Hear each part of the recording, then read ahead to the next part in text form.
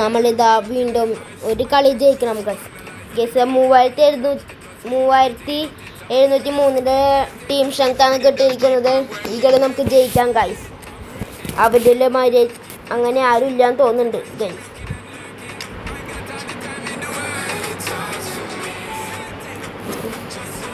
നമുക്ക് ജയിക്കാൻ പറ്റുന്നതാണ്. അവരുടെ കോച്ച് ആരാണ് ഗൈസ്? ഗൈസ് ആരുമില്ല. നമ്മൾ ഈ തവണ ടോറസിനെ മാറ്റുകയാണ്. കഴിഞ്ഞ കളിയിൽ ടോറസ് ഒരു തേങ്ങ ചെയ്യുന്നില്ല. നമ്മൾ കളി തുടങ്ങിയാണ് ഗൈസ്. ഓട്ടോപിക് പ്ലേസ് എന്ന് പറയുന്നത് എന്തിട്ടാണ് ഗൈസ്? നമുക്കെന്താ അറിയില്ല കേട്ടോ.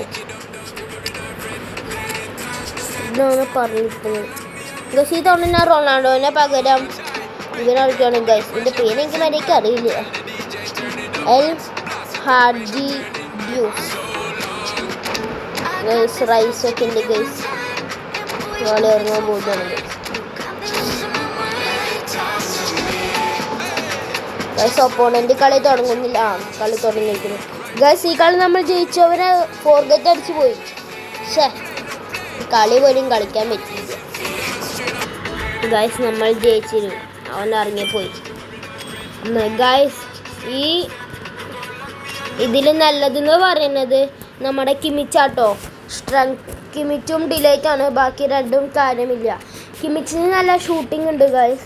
പിന്നെ നമുക്ക് അവനെ കൊണ്ട് ഉപകാരങ്ങളും ഉണ്ട്.